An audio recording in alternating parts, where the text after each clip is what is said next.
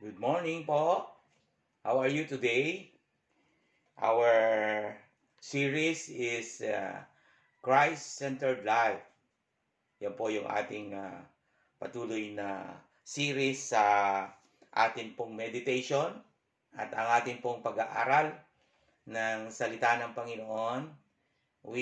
First of all, we continue to praise God, praise Jesus in our life.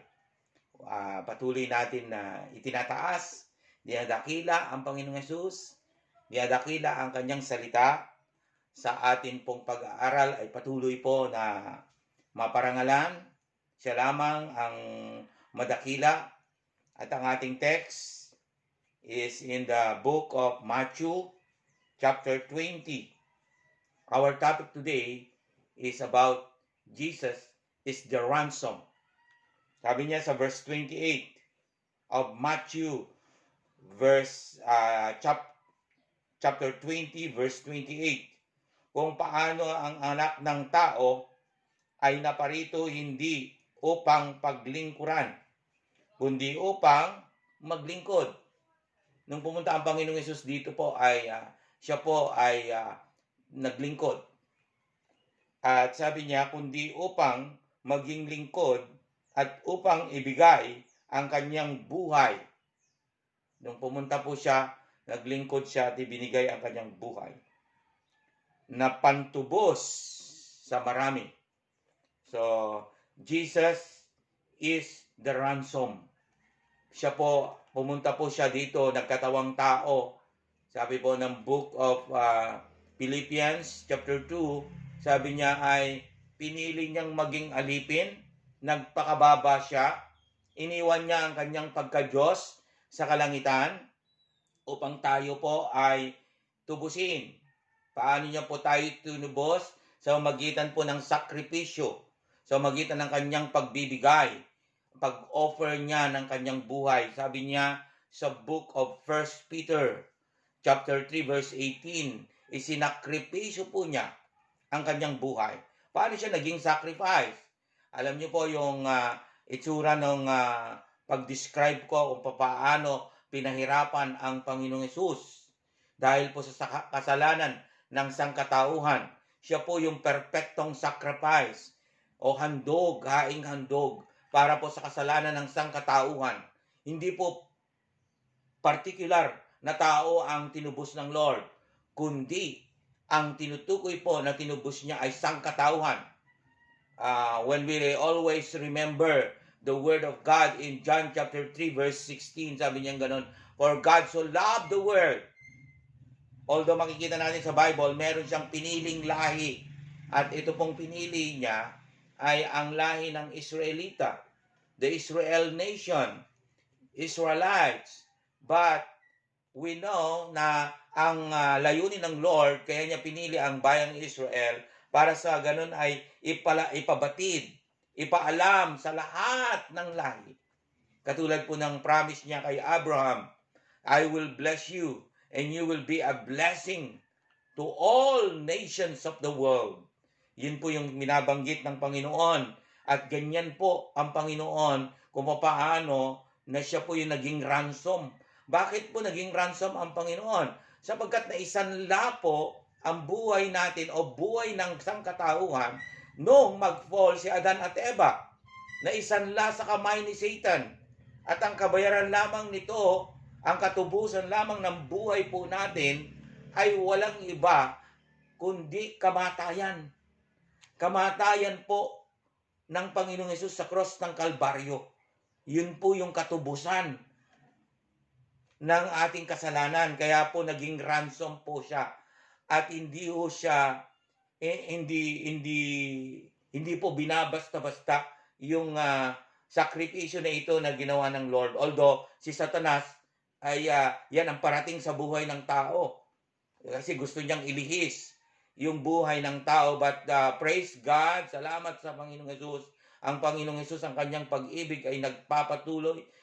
His love is consistent at ginagamit niya po yung buhay natin na nakakakilala sa Kanya. Sino man na nakakakilala ay naatasan niya na ilahad ang sakripisyong ito. Actually, ang tagubilin niya ay huwag niyong kaligtaan, lagi niyong alalahanin ang sakripisyo na ginawa ng Panginoong Hesus. At itong sakripisyo na ito po yung katubusan ng ating kasalanan. Dahil po sa kanyang kamatayan ay natubos po ang sangkatauhan. Pero paano po ma-inherit yung katubusan na yun? Dahil hindi naman magaganap sa isang tao na hindi sumasampalataya. The key to inherit this, itong kagandahan na ito, itong pagmamahal ng Lord na ito sa bawat isa sa atin, the love of Jesus being a sacrifice to us and a ransom for our sin, kabayaran ng ating kasalanan is to believe Him, to receive Him as Lord and Savior in our life. Gawin natin siyang Panginoon, tagapagligtas ng ating buhay. Because every one of us, sa bawat isa po sa atin, we have the freedom to choose. And your freedom, use your freedom to choose Jesus above all in our life because He is the ransom. Siya po yung nagbayad ng ating kasalanan.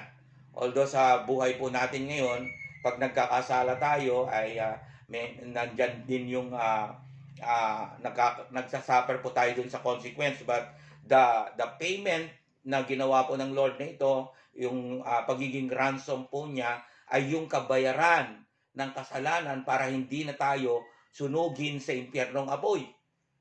Dahil pagka hindi po tinanggap si Jesus, sinampalatayanan si Jesus, katulad po nung mayaman sa Ebanghelyo ni Lucas na napunta po doon sa impyernong apoy. Number 2 po is the offering. In Ephesians chapter 5 verse 2, binanggit po niya na the Lord is an offering. In-offer po siya. He is a perfect offering. Wala pong makakapagpalit doon sa puwerta na ito na ginawa ng Panginoong Hesus at ang kanyang offering is the life of Jesus. Kaya po, kahit po sa sitwasyon natin, humaharap po tayo nitong COVID-19 ay naniniwala po tayo na pinagtatagumpayan po natin ito and we continue to decree and declare that we continue to have victory sa mundong ito dahil po sa Panginoong Hesus. Dahil yung pong pagtubos niya po sa buhay natin, kahit po pa mamatay ang isang tao pagka kinilala si Kristo Jesus, ay hindi po siya mapapahamak. Yun po yung ninanais ng Lord sa life natin at ninanais niya na ipaalam sa lahat ng tao na kahit po ito kasing COVID-19 ay resulta po ito ng kasalanan. Kaya po merong mga ganito pong sitwasyon. At dahil binanggit din ng Lord na in the last days, ito po yung nagaganap. Gera, ang tao ay makasarili. Yan po yung mga binabanggit niya. In the last days, nagaganap po yan at nasa last days po tayo. Kaya po nagaganap din po itong pandemic. Sunod-sunod ho yan kung ano-ano ng mga bagay-bagay na nagaganap dahil sinabi na ng Bible, sinabi ng salita ng Lord na magaganap po itong mga bagay na ito sa huling kapanahunan, sa malapit ng pagbabalik ng Panginoong Hesus. Tayo po ay nakapokus po tayo that the Lord is the ransom. Ang kinatutuwa po natin ay tinubos tayo doon sa eternal damnation, sa tiyak na kapahamakan. Purihin ang Lord sa araw na ito. Muli, patuloy tayong ma-encourage sa kanyang salita. Patuloy tayong magpuri sa Panginoong Hesus. Siya lamang ang itataas natin at pararangalan. Tayo po'y manalangin. Salamat po, Panginoong Hesus. Kayo ang naging ransom para sa amin. In Jesus' name, Amen.